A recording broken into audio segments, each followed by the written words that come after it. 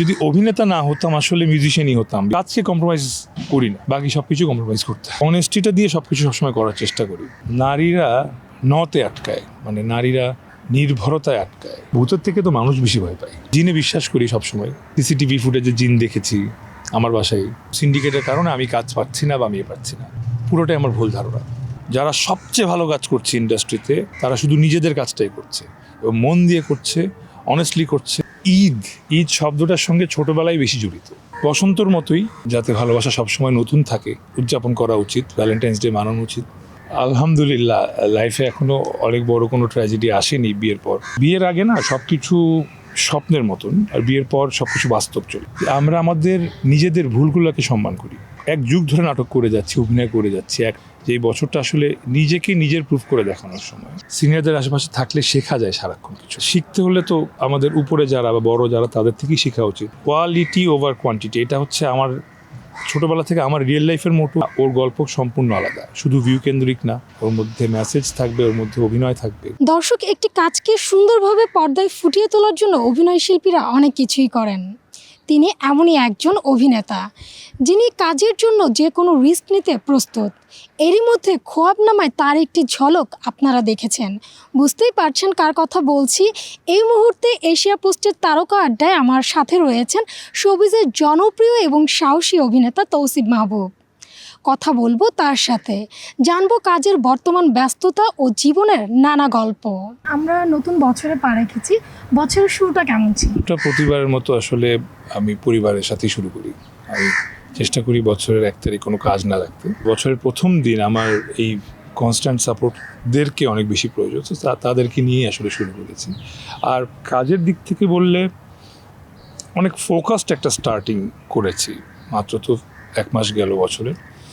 তো এই বছরটা আসলে একটু নিজেকে অনেক কিছু প্রুভ করে দেখানোর একটা বছর। আমি বলছি নিজেকে, অডিয়েন্সকে না, অন্য কাউকে না। থাকে না নিজের ভেতর একটা আত্মবিশ্বাস, একটা গভীর মনোভাব যে আমি আসলে এটা করতে পারবো। যেমন আপনি খোয়াবনামার কথা বলছিলেন, এরকম আরও কিছু চ্যালেঞ্জিং জিনিস নিজের মধ্যে আছে, যেটা আসলে এই বছর আমি নিজেকে নিজে প্রুভ করে দেখাতে চাই। সামনে বসন্ত এবং ভালোবাসা দিবস। তো ভালোবাসা দিবসে আপনার পরিকল্পনা কি এবং আপনার ভালোবাসা মানুষের জন্য কোনো সারপ্রাইজ প্ল্যান আছে কিনা? সারপ্রাইজ প্ল্যান যদি এখন বলে দিই তাহলে তো আমার সারপ্রাইজ প্ল্যানটা একদম ভেস্তে যাবে। তবে আসলে প্ল্যান বলুন, ভালোবাসা দিবসকে উদযাপন করা বলুন, আয়োজনের থেকে না আমি আসলে বেশি প্রাধান্য দিই সময়টা কতটুকু কোয়ালিটিফুল যাচ্ছে। In fact let me be very honest, সারাক্ষণ না আয়োজনের মধ্যেই থাকি। শুটিং সেটে থাকি বা কোনো প্রোগ্রামে থাকি বা যেখানে ইভেন্টেই থাকি, অনেক আয়োজন থাকে। এই বিশেষ দিনগুলো না আসলে তখন খুব চিমচামভাবে, যদি ভালোবাসা দিবস বলি, দুজন মিলে সময় কাটাতেই আসলে বেশি ভালো লাগে। বসন্তর মতোই যাতে ভালোবাসা সবসময় নতুন থাকে, এই জন্য ভালোবাসাকে উদযাপন করা উচিত, ভ্যালেন্টাইন্স ডে মানানো উচিত, এবং সেটাই মানানোর চেষ্টা করি। আপনি আপনার স্ত্রীকে ভীষণ ভালোবাসেন এবং সম্মান করেন। আপনার কাছে কি মনে হয় নারী আসলে কিসে আটকায়? এই উত্তরটা তো নারী ভালো দিতে পারবে, আপনি বরঞ্চ ভালো দিতে পারবে আমার কাছে মনে হচ্ছে। তবে আই থিঙ্ক নারীরা নতে আটকায়, মানে নারীরা নির্ভরতায় আটকায়, নারীরা নিরাপত্তায় আটকায়। নারীরা কিন্তু কারো 6 প্যাক আছে ওইটা দেখে আটকায় না। নারীরা আটকায় মানুষটা, ওই পুরুষ আসলে তাকে কতটুকু যত্ন করে, কতটুকু আছে না। ভালোবাসার কিন্তু অনেক আলাদা আলাদা ডেফিনেশন আছে। সো এই নির্ভরতা, যত্ন, এগুলো খুব ইম্পর্টেন্ট, রাদার দেন কার কত টাকা, কার ফিটনেস কত ভালো। ইনফ্যাক্ট এখন যদি বলি কার কত ফলোয়ার, তার চেয়ে বেশি ইম্পর্টেন্ট হচ্ছে গিয়ে কতটুকু একটা পুরুষ সে নারীর যত্ন নিতে পারে। বিয়ের আগে এবং পরে ভালোবাসা দিবসের কোনো সুন্দর মুহূর্ত, ট্র্যাজেডি কিংবা ইমোশনাল মুহূর্ত যদি শেয়ার করেন। আলহামদুলিল্লাহ, লাইফে এখনো অনেক বড় কোনো ট্র্যাজেডি আসেনি বিয়ের পর। ইনফ্যাক্ট এখন যখন কথা বলছি, আমাদের এই 9 তারিখে অ্যানিভার্সারি, আমাদের 8 বছর হবে। এই 8 বছরে অনেক কিছু পার করে এসেছি, এবং এই পার করে আসতে আসলে বিয়ের আগে না সব কিছু স্বপ্নের মতন, আর বিয়ের পর সব কিছু বাস্তব চলে আসে। So life is not a fairy tale. আপনার কিন্তু প্রতিদিন যুদ্ধ করতে হবে, এবং একটা সম্পর্ককে ধরে রাখতে হলে সেই সম্পর্কটাকে এবং সেই মানুষটাকে সম্মান করতে হবে। সো আমি চেষ্টা করেছি এবং আমার ওয়াইফও চেষ্টা করে সবসময় যে আমরা আমাদের নিজেদের ভুলগুলোকে সম্মান করি, বিকজ আমরা মানুষ মাত্রই ভুল, আমরা ভুল করব, ওই ভুল থেকে শিখবো, এটাই স্বাভাবিক। জাস্ট এই ভুলগুলো যাতে রিপিট না করি এরকম। সো এইভাবেই চলছে, এইভাবেই চলবে আমরা জানি। And এটাতেই আমরা অনেক বেশি সন্তুষ্ট আলহামদুলিল্লাহ। জীবনে কতবার প্রেমে পড়েছেন? আমি যদি সত্যিটা বলি, আমার সত্যি আসলে কতবার প্রেমে পড়েছি সংখ্যার থেকে না অনেক বেশি গুরুত্বপূর্ণ হচ্ছে কত গভীরে প্রেমে পড়েছি। আমি তো আসলে প্রেম করেই বিয়ে করেছি, তার আগে জীবনে অনেক মানুষ আসছে, গুনলে হয়তো 2-4 জন হবে, কিন্তু এখন যে গভীর প্রেমে আছি এটার সঙ্গে আসলে অন্য কাউকে তুলনা করে ওগুলো ছোটো করতে চাই না। শ্বশুরবাড়ি নিয়ে অনেকের অনেক ধারণা থাকে। আপনার বিয়ের সময় আপনার শ্বশুরবাড়ি থেকে আপনার প্রফেশন নিয়ে কোনো ধরনের বাধা প্রাপ্তি ছিল কিনা? খুব স্বাভাবিক না? এই ছবিতে যখন আমি প্রথম আসি তখনই আমার কোনো একজন ফ্রেন্ড বলছিল আমাকে যে তোর তো বিয়ে করা ডিফিকাল্ট হয়ে যাবে। কেন? কারণ তুই নায়ক মানুষ, তোকে কেউ বিশ্বাস করতে চাবে না, বা তোর ওয়াইফ ইনসিকিউর থাকবে বিকজ তুই নায়িকাদের সঙ্গে সারাদিন থাকিস। তো সেইটাকে আসলে আমি প্রুভ করতে চেয়েছি, ব্রেক করতে চেয়েছি যে না, এরকম কোনো কিছু ঘটার কথা না। আর তারপর আমার বিয়ের সময় খুব স্বাভাবিকভাবে আমার মেইন শ্বশুরবাড়ি ফ্যামিলি যারা, তারা না থাকে না, পাড়া প্রতিবেশী যারা একটু সবসময় কোনো কারণ ছাড়া খোঁচাখুচি বা যেটাই বলেন, ওদের কনসার্ন আসলে মূল ফ্যামিলির চেয়ে বেশি থাকে। তো তারা আসলে হয়তো বাধা দিতে চেয়েছিল, কিন্তু আমি স্পেসিফিকলি একজনের কথা বলবো, আমার নানা শ্বশুর। উনি কুমিল্লা মোহাম্মদপুর গ্রামের বিচারকও ছিলেন। সো উনি আসলে আমার সঙ্গে একবার ফোনে কথা বলেছিল, যেহেতু উনার আসলে অনেককে উত্তর দিতে হবে। উনি শুধুমাত্র আমার সঙ্গে, ওনার বয়স অনেক, উনি এখন এই পৃথিবীতে নেই, আল্লাহ ওনাকে বেশ নসিব করুক। তো উনি একবার আমাকে ফোন দিয়েছিল আমার বিয়ের একদম 6 মাস আগে, এবং জাস্ট কেমন আছো, কি তোমার বাবা মা ভালো আছে, এতটুকুই, এর বেশি কিছু জিজ্ঞেস করেনি। কিন্তু উনি এটাতে আমাকে একদম মানে পুরো ফ্যামিলিকে গিয়ে বললো যে আর কোনো কোয়ারিজ কিচ্ছু হবে না, ওর সঙ্গে সুষমার বিয়ে হবে। সো এটা আসলে উনি অনেক গুণী ব্যক্তি ছিল। উনি আসলে কী দেখেছে আমার মধ্যে এটা আমি এখনও জানি না, বাট ওনার এই বিশ্বাসটা আমি এখন পর্যন্ত ধরে রাখার চেষ্টা করি। সামনে ঈদ, ঈদে দর্শকরা আপনার কি কি কাজ দেখতে পাবেন? এখন পর্যন্ত নাটক করছি, শুধু নাটকই দেখতে পারবে। ঈদকে কেন্দ্র করেই একটা স্পেশাল কাজ করেছি, যেটা আসলে এখন নাম নিতে চাচ্ছি না। সেটা আসলে ঈদের খানিকটা পরেই আসবে। সেটার সব তথ্য আসলে আর কয়েকটা দিন পরে জানাবো, হয়তো মাঝ রোজার দিকে জানাবো। এবং ওই কাজটা নিয়ে অনেক বেশি আশাবাদী এবং সবার কাছে দোয়া প্রার্থী, বিকজ আমি কন্টিনিউয়াস গ্রোথে অনেক বিশ্বাসী। সো এক যুগ ধরে নাটক করে যাচ্ছি, অভিনয় করে যাচ্ছি, একরকম গল্পে মানুষ দেখেছে। এখন আমার কাছে ফিল হয় যে যদি আমি আর একটু ভিন্ন কিছু না দিতে পারি, আমার নিজের কাছেও যেরকম মনোটোনাস লাগবে অভিনয়টা করার সময়, দর্শকের কাছেও হয়তো অভিনয়টা দেখার সময় মনোটোনাস লাগতে পারে। এই জন্য আমি কন্টিনিউয়াস চেষ্টা করে যাচ্ছি ভিন্ন কিছু করার। ইন্টারভিউর শুরুতে যেরকম বললাম যে এই বছরটা আসলে নিজেকে নিজের প্রুফ করে দেখানোর সময়। তো এমন কিছু কাজ এবার ঈদে বা ঈদকে কেন্দ্র করে বা ঈদ ছাড়াও আসলে এমন কিছু কাজ করছি বা করতে চাচ্ছি যেটা আসলে একটু ডিফারেন্ট কিছু হবে, দর্শকের মধ্যে একটা কনফিডেন্স আনবে যে না, ওনাকে আসলে আমরা আরও বড় করে দেখতে চাই। ঈদের দিনটি এখন কিভাবে কাটে এবং ছোটবেলায় ঈদ কেমন ছিল? ঈদ শব্দটার সঙ্গে ছোটোবেলায় বেশি জড়িত। ঈদ শব্দটা আসলে কারণ কি, ছোটোবেলার সবচেয়ে এবং যেটার জন্য আসলে স্কুল ছুটি থাকতো, পরীক্ষা শেষ হয়ে যেত, সেটা হচ্ছে এক ঈদকে কেন্দ্র করে। হ্যাঁ, ঈদ মানে কোনো রকম টেনশন নাই। ঈদের 4-5 দিন 6 দিন আগে থেকে রোজার মাসলে স্কুল ছুটি, মাঝে মাঝে এমন হতো যে পুরো রোজাই ছুটি। সো ঈদ ছোটোবেলারটা আসলে বেশি মজা ছিল, ওটা একটা দুরন্ত ঈদ ছিল, সারাদিন দৌড়াদৌড়ি, সালামি, এটা। এখন তো ঈদ অনেক শান্ত। এখন ঈদ মানে আই থিঙ্ক 90% পুরুষ মানুষ এখন এটাই করে যে ওই সকালে নামাজ পড়ে এসে একটা ঘুম দেয়। হ্যাঁ, এবং আমি অদ্ভুত জিনিস, 365 দিনে 363 দিন আমি দুপুর 12টায় কখনো ঘুমাই না, কিন্তু এই 2 ঈদে কেন যেন দুপুর 12টার সময় আমি ঘুমাই। সো এটাই আপাতত সোফার প্ল্যান, এবং ঈদ এখন এভাবেই যাচ্ছে। সালামি দেন? দিতে তো বাধ্য থাকি এবং দিতে ভালো লাগে আসলে।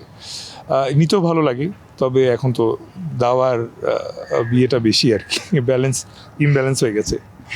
ওকে, আগামী 12ই ফেব্রুয়ারি নির্বাচনের মাধ্যমে দেশ নতুন সরকার পাবে। কেমন বাংলাদেশ চান? বাংলাদেশকে ঘিরে তো আমাদের সবারই অনেক স্বপ্ন। বাংলাদেশ কেমন চাই, যেখানে আসলে যোগ্যতার মূল্য থাকবে, যে যোগ্য সে যাতে কাজ করতে পারে, কাজ করে দেখাতে পারে, কাজের দক্ষতা দেখাতে পারে, সেই সুযোগটা যাতে সে পায়, এই মূল্যটা থাকবে। এবং তরুণ যারা আসলে, আমার ধারণা আমরা তরুণদের কে একটু হয়তো ছোটো করে দেখি বা অ্যাভয়েড করি, বা আমরা এক্সপিরিয়েন্সকেই সবসময় ভ্যালু দিই। এক্সপিরিয়েন্সের ভ্যালু অনেক বেশি, সেটা আমি এখন বুঝি। কিন্তু তরুণদের কাছে অনেক আইডিয়াস আছে, যেটা আসলে সবসময় ফিউচারিস্টিক হয়, দেশকে এগিয়ে নিয়ে যায়, চিন্তাভাবনা এগিয়ে নিয়ে যায়। সো এই যে জেন আলফা যেটাই বলি, আমরা যারা মিলেনিয়াল ওরা জেনজিকে এক চোখে দেখি, বা যারা জেনজি ওরা জেন আলফাকে আরেক চোখে দেখতেছে, সেটা না করে আমরা আসলে সবাইকে সমান চোখে দেখি, এবং সবাই আসলে যে ভালো কিছু করতে পারবে। সো এটা এই কারণে বলছি, বিকজ শুরুতেই বললাম যে যোগ্যতার যাতে মূল্য দেওয়া হয় ঠিকঠাক। আপনি কোন আসনের ভোটার, ভোট দিবেন? কোন আসন সেটা আমি বলতে চাই না, because of political reasons, so এটা থাকলো। বাট অবশ্যই ভোট দিব, কারণ পরিবর্তন শুরু হয় অংশগ্রহণ থেকে। আমরা বলি দেশ চেঞ্জ হবে, দেশ চেঞ্জ করতে হলে আমাদেরকে অংশগ্রহণ করতে হবে, সেটা শুরুতে এখন হয়তো ভোটের মাধ্যমে হোক। আপনি দেশের বাইরে যাচ্ছেন, কতদিনের জন্য যাচ্ছেন? কোনো কাজে নাকি ভ্যাকেশনে? আমি একটা কাজে যাচ্ছি, চলে আসবো আবার, 2 দিনের জন্য যাচ্ছি। এখন ইন্ডাস্ট্রিতে অনেকেই আসছেন, ভালো ভালো কাজও করছেন। নতুনদের জন্য আপনার কি পরামর্শ থাকবে? আমি নিজেই তো এখনও নতুন। আমি এটা কেন বললাম, আমি খুব পছন্দ করি সিনিয়রদের আশেপাশে থাকতে, বিকজ সিনিয়রদের আশেপাশে থাকলে শেখা যায় সারাক্ষণ কিছু। তো খুব কম সৌভাগ্য হয়, বাট অ্যাটলিস্ট 7 দিনে 3 দিন দেখা যায় কোনো না কোনো সিনিয়র অ্যাক্টর হোক, ডিরেক্টর হোক, প্রডিউসার হোক, আমার আশপাশে থাকে, যাদের থেকে আমি পিক করার চেষ্টা করি। এটা আমার একটা অভ্যাস। সো হতে পারে যদি কোনো তরুণ এটা শুনে থাকে, সে এটাকে অ্যাপ্লাই করতে পারে, যে আসলে শিখতে হলে তো আমাদের উপরে যারা বা বড় যারা, তাদের থেকেই শেখা উচিত, বিকজ ওনারা আসলে এটা করছেন এবং করে দেখাচ্ছেন। সো অনেকে আছে, আমি দেখেছি তরুণরা যারা আসলে সিনিয়রদের সঙ্গে মিশতে চায় না বা জানতে চায় না। সো সুনার আর লেটার এটা তাদের করতেই হবে একসময়, বিকজ এক্সপিরিয়েন্স থেকেই মানুষ শেখে। তো যত আর্লি পসিবল তার গ্রোথটাও তত তাড়াতাড়ি ঘটবে আর কি। চক্র 2 নিয়ে জানতে চাই, কবে আসছে পর্দায়? আই সোয়ার আপন মাই হার্ট, আমি আসলেই জানি না এটা কবে আসবে। চলচ্চিত্রে আপনাকে দর্শক কবে দেখতে পাবেন? দেখেন, শুধু সিনেমায় যাওয়াটাই যদি লক্ষ্য হতো, যদি সিনেমায় চেহারা দেখাটাই লক্ষ্য হতো, তাহলে আসলে অনেক আগেই হয়তো দেখাতে পারতাম। আমি সময়ের চেয়ে প্রভাবকে বেশি গুরুত্ব দিচ্ছি। সিনেমা তাড়াহুড়ার জায়গা না, সিনেমা শুধু উপস্থিতির জায়গাও না, সিনেমা একটা দায়িত্বরও জায়গা। আর সেই দায়িত্বটা আমি পুরোপুরিভাবে প্রস্তুত হয়ে নিতে চাই। তো আসলে আমি সিনেমার জন্য অপেক্ষা করছি না, আমি সঠিক সিনেমার জন্য নিজেকে প্রস্তুত করছি। চলচ্চিত্রে নায়কের বাইরে আরও অনেক গুরুত্বপূর্ণ চরিত্র আছে, সেরকম কোনো কাজের সুযোগ হলে আপনি করবেন? আপনি বলতে চাচ্ছেন গেস্ট অ্যাপিয়ারেন্স অথবা অ্যান্টাগনিস্ট ক্যারেক্টার, বা এটা আর অনেক চরিত্র আছে? হ্যাঁ, সরাসরি উত্তর না, বিকজ আমি প্রোটাগনিস্ট ক্যারেক্টার সবসময় নাটকে করেছি, সিনেমা করলে প্রোটাগনিস্ট ক্যারেক্টারই করব। হ্যাঁ, মাল্টিকাস্টিং হতেই পারে, সেখানে আরও 2জন হিরো থাকতে পারে, 1জন হিরো থাকতে পারে, সেটা তো আমার গল্প যেটা ডিমান্ড করে। তো তাছাড়া আসলে আমার কাছে মনে হয় না আমার কাছে অফার আসবেও। আমার কাছে বেশ কয়েকটা অফার এসেছিল, সেটা আসলে কিছু সুপার গেস্ট অ্যাপিয়ারেন্স, অ্যান্ড সেটা আমাদের দেশের সবচেয়ে বড় বড় তারকাদের সিনেমাতে এসেছিল। বাট ওই যেটা বললাম, আমি সময়ের চেয়ে প্রভাবকে বেশি গুরুত্ব দিচ্ছি।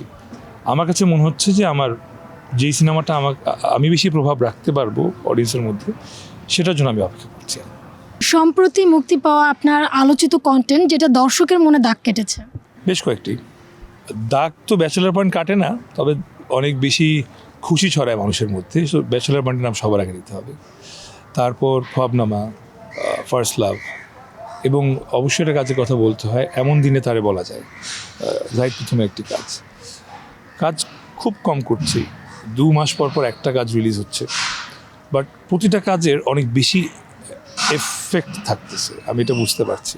এবং আসলে দিন শেষে আমি এটাই চেয়েছিলাম যে quality over quantity, quality over quantity, quality over quantity, এটা হচ্ছে আমার ছোটোবেলা থেকে আমার রিয়েল লাইফের মোটো, এই জন্য 3বার বললাম, এবং আমার কন্টেন্টের মোটো যাতে এটা হয় এবং আমার অডিয়েন্স যাতে আমাকে দেখলে বলে যে না, ওর গল্প সম্পূর্ণ আলাদা, শুধু ভিউ কেন্দ্রিক না, শুধুই এন্টারটেনমেন্ট না, ওর মধ্যে মেসেজ থাকবে, ওর মধ্যে অভিনয় থাকবে, ওর মধ্যে আমরা আসলে স্ক্রিন ডার্ক হয়ে যাওয়ার পরও আমরা এটা নিয়ে ভাববো। ব্যাচেলার পয়েন্টের কথা যেহেতু আসলো, ব্যাচেলার পয়েন্টে ফিরে আপনার কেমন লাগছে এখন?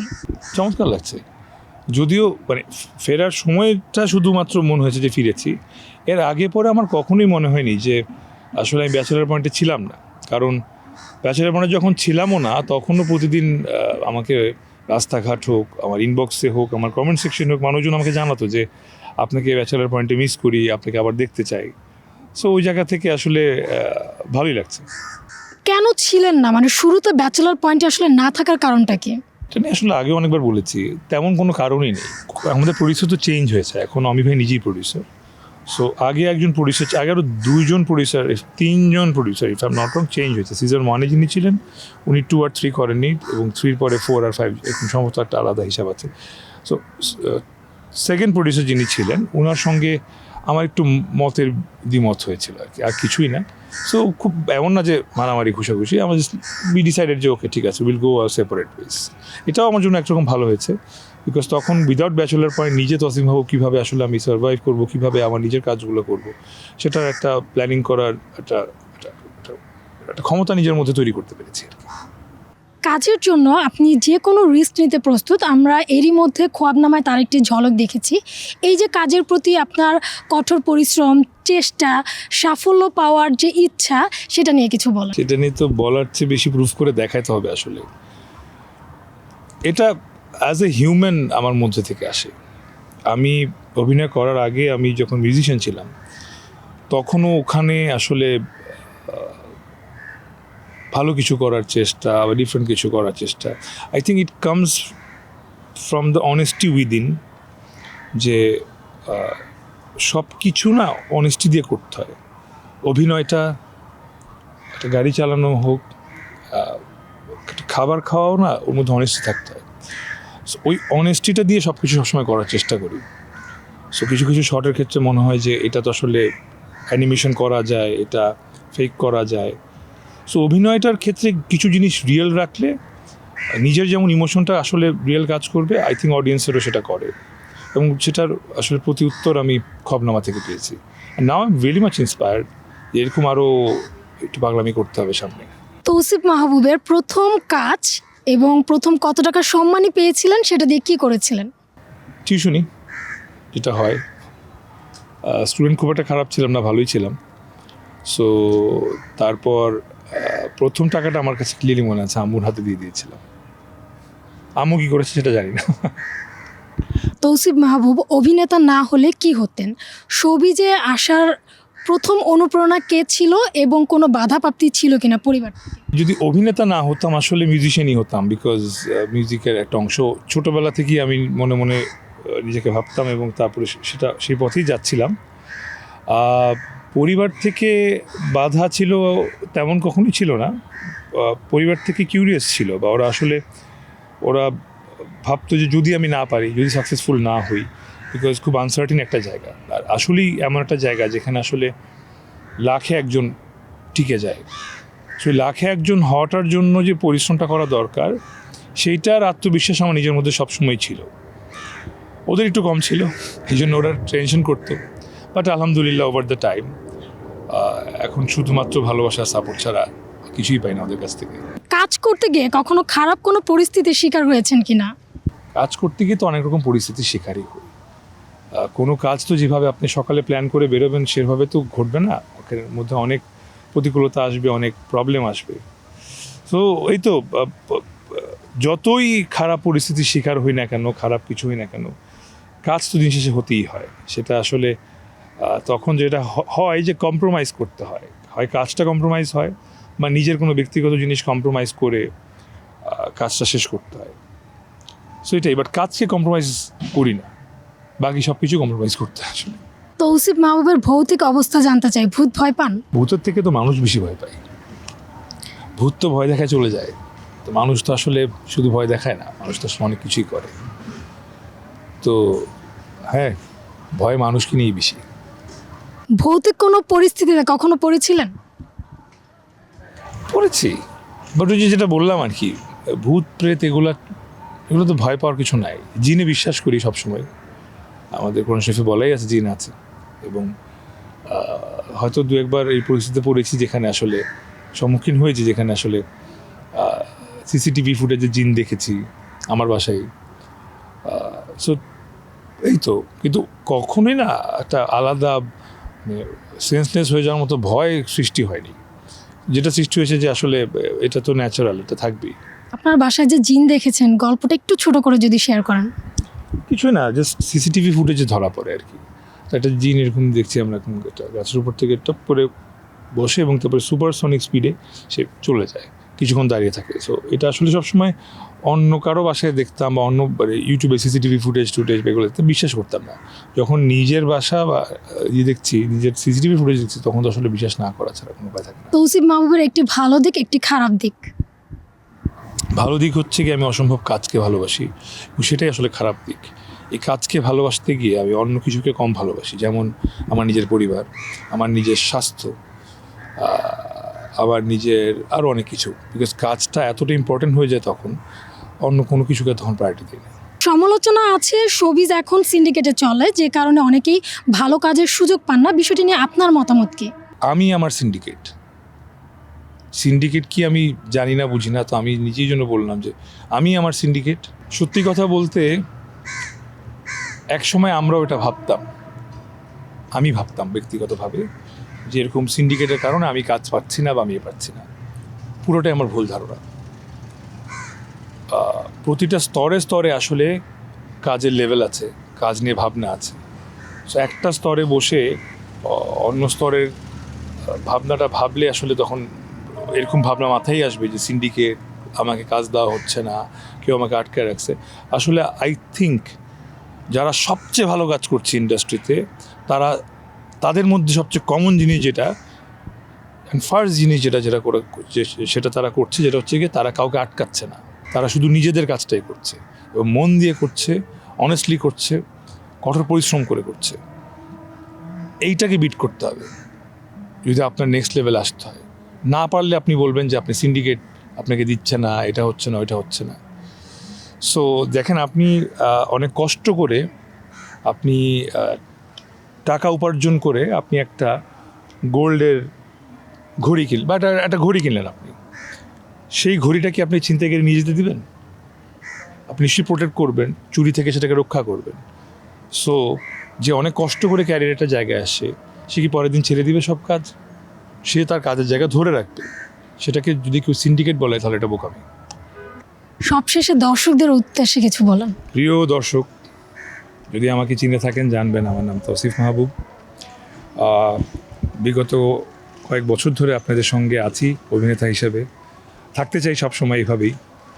আর থাকতে পারছি একটা কারণেই, সেটা হচ্ছে কি আপনাদের ভালোবাসা, আপনাদের আনলিমিটেড ভালোবাসা, আপনাদের এটাকে কীভাবে বুঝাই, আনকন্ডিশনাল ভালোবাসা।